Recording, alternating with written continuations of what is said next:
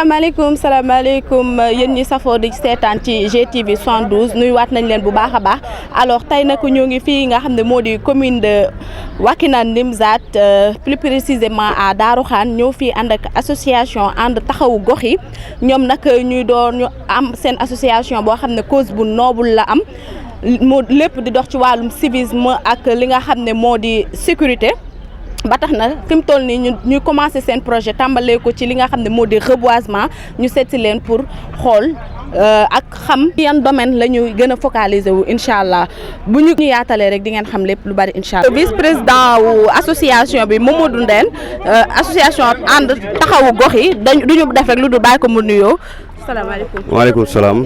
noo def sëñ bi. ça va alhamdulilah. voilà dañ leen seet si woon ci seen reboisement bi ñu bëggoon a xam association bi déjà lu ko waral. voilà donc def ngeen lu baax def ngeen lu am solo dañu am tey journée de reboisement donc organisée par l'association ànd taxawu gox yi donc muy deuxième phase wu reboisement bi. waaw deuxième phase bi lañ toll nii puisque première phase bi jàll na ndax première phase bi def nañ ko moom mooy première exactement artère bi donc ñu ngi ci deuxième artère bi boole ko ak mosquée bi en même temps waaw. première phase bi fan ngeen doon def plante yi. waaw plante yi première phase bi mi ngi ne le yaa ngi gis briques yële ngay seen. waaw. tali boobu continué jëm ba SDE. donc noonu la ñu jëloon première artère boobu la ñu jëloon ñu ngi ci deuxième artère bi nii. deuxième artère bi destination bi fan la. destination bi aussi tamit day dem ba ci UCG bi. waaw sortie UCG bi lay yem. dans un premier temps. ñu couverture en même temps mosquée bi. waaw loolu la ñu prévoir quoi. pour deuxième phase bi. voilà. selon vous reboisement bi lan lay def. donc reboisement dafa bokk ci environnement. ndax su ñu waxee environnement wax cadre de vie donc mënoo ci génnee reboisement. ndax reboisement non seulement dina permettre environnement bi donc sain dina permettre maanaam pollution bi wàññeeku dina permettre aussi tamit nit ñi dañ mën a bénéficier wu maanaam ci ker yi nga xamante ne mi ngi ci taatu garab yi. voilà loolu moo waral exactement ñu ne reboisement donc mënul ñàkk ci environnement donc ñu préféré nag def ko nag ci période hivernale bi. waaw problème hivernage bi nga xamante ne ci la ñuy mën a jëmbatee garab pour mu mën a. waaw voilà mu mun ko arroser mu mun a taxaw quoi voilà. mais bu ngeen jógee ci reboisement bi lan mooy seen prochain. waaw donc plan d'action yu bari na. am nañ ay plan d'action yu bari. parce que non seulement tàmbalewuñu ci reboisement puisque association bi mu juddoo. li mu njëkk a def mooy dafa organiser benn journée maanaam de randonnée pédestre suivi maanaam de sensibilisation. donc pour juste maanaam xamal nit ne leen environnement bi dafa war a sain donc yenn épave yi nga xam ne mi ngi ci environnement bi ci yenn espace yi comme aussi tamit occupation anarchique de la voie publique bi yenn débordement yeeg épave yeeg yooyu donc yooyu yëpp dañoo bëgg mu jóge ci environnement bi parce que dëkkul ci environnement bi waaw mais fu mu toll nii comme dañoo nekk ci liggéey te maanaam dañoo tàmbali mais am nañ njort ak yaqin ne kanam la jëm du dellu ginnaaw bu soobee yàlla. alors comme noonu rek ñu gis suñu yaayu jàmbaare yi booba léegi ñu nekk si naaj bu tàng bi ñoom it di daaj di def di bokk ci ñuy samp garab yi ñu bëggoon a xam yaay booy bala laataa loolu dañuy bëgg a xam dañ lay nuyu ba pare. waaw asalaamaaleykum wa rahmatulah man la madame Niang Ndeye Jamilatu Konté présidente réseau femmes suñu kàddu ci dëkk bi.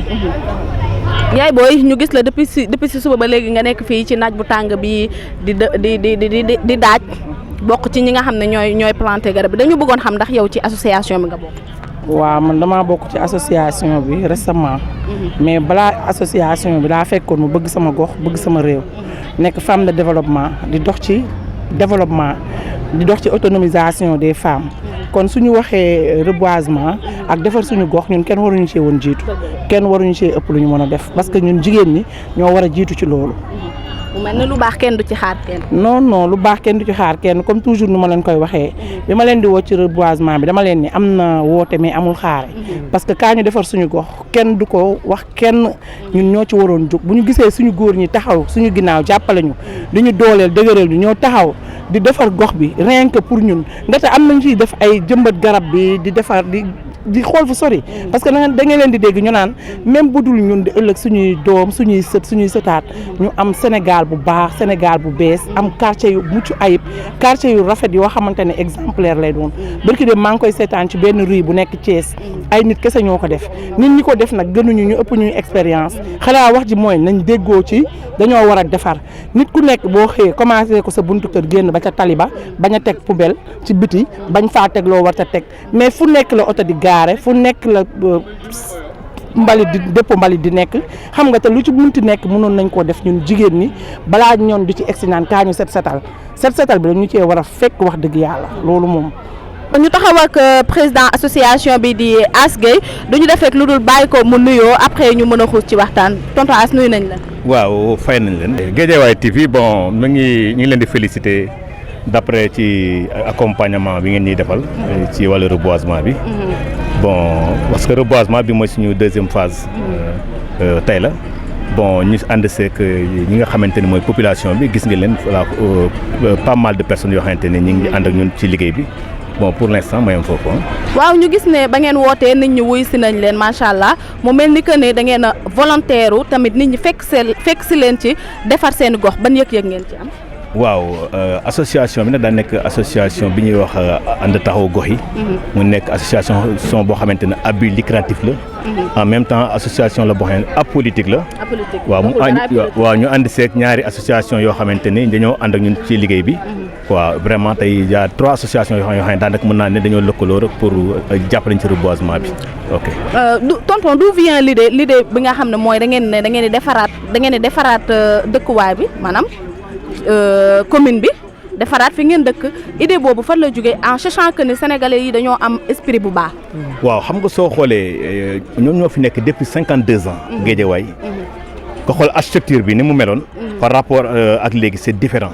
anarchique bi soo ko xoolee vraiment catastrophe kenn ku nekk gis nga oto yi tataay ku nekk fu la neex ngay gaare te pourtant ñoom ay privé lañu war nañu am seen garage boo xamante ni uniquement boo xamante ni duñu seq ak dara population bi arrêt rek lañ fa war a am pour dem seen yoon soo xoolee encore biir secteur bi biir population bi yaa ngi gis kenn ku nekk loo neex ngay tabax da ngay tabax génne loo neex ngay génne ci biti nga gisaal vraiment avec sonorisation fooy dem ci biti tam di ko fekk ci mbedd bi soo demee côté marché bés gis nga tamit la fa nekk c'est catastrophe ak sonorisation boo xam ne kenn xamul fan la marché bi yem yooyu yëpp am ñu koy dund bon association nag jóg nag teg baaraam ci yu bëree bëri yoo xamante ni moo ko tax a jóg soo gisee tur déggoo tur beeg ànd taxaw gox yi mooy lépp loo xamante ni war na ci gox bi rek ñun pare nañ pour ànd seeg population bi wax ak maire bi fi nekk foog ñu liggéey loo ko mu liggéey ci conditions yi ko population bu bëggee. mais pour tabax aussi ñi nga xam ne dañuy dolli loolu lotissement bi ma foogoon ne loolu liggéeyu mairie bi la est-ce que yéen bu ngeen ci duggee dina yomb pour ngeen mën a régler lu mel noonu. waaw mais jafewul parce que population bi su ñëpp génnee xam li nga xamante ne mooy prérogative bu maire bi.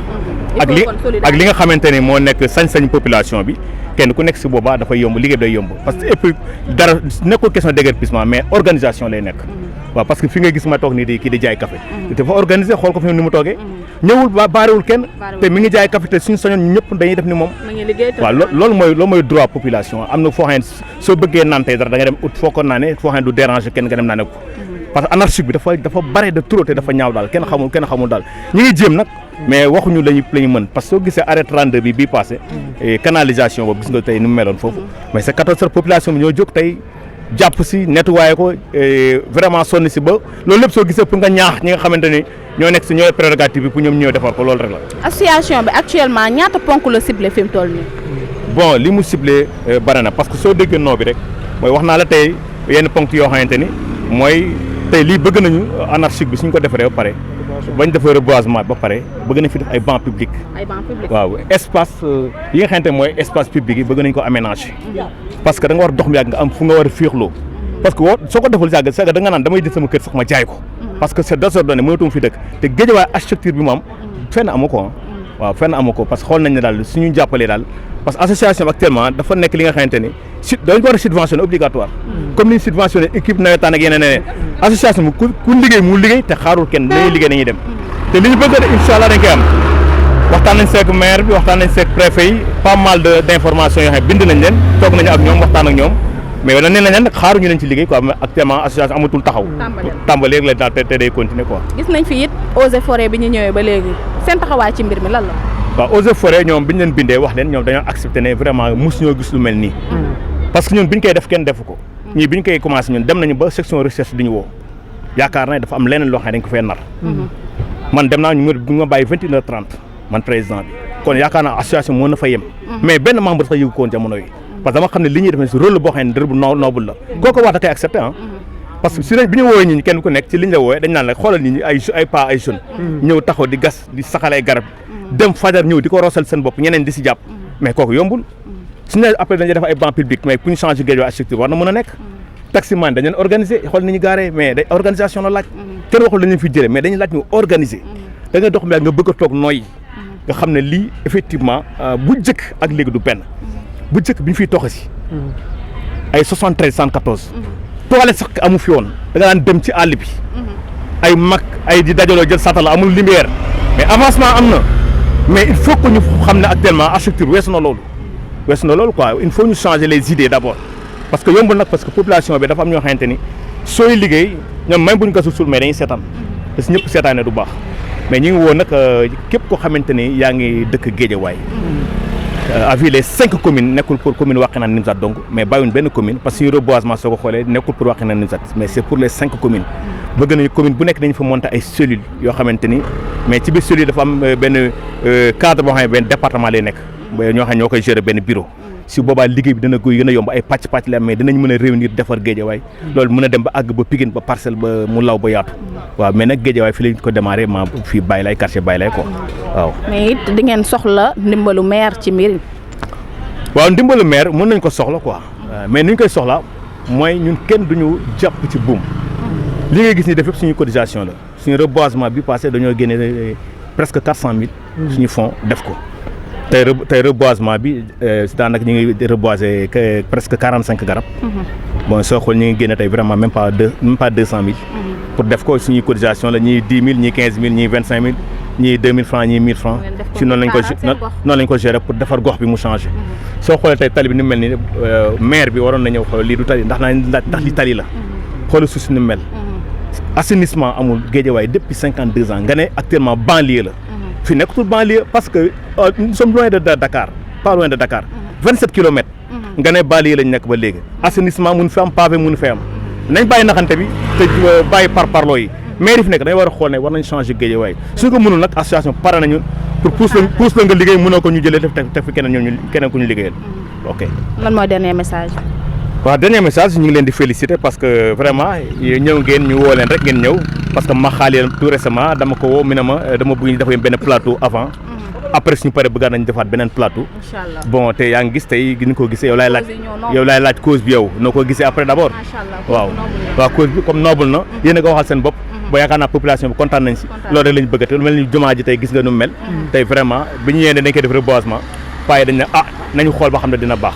mais te yaa ngi gis garab yi fi defoon par rapport ak garab yi c'est différent te bëgg nañ mu continuer tamit quoi.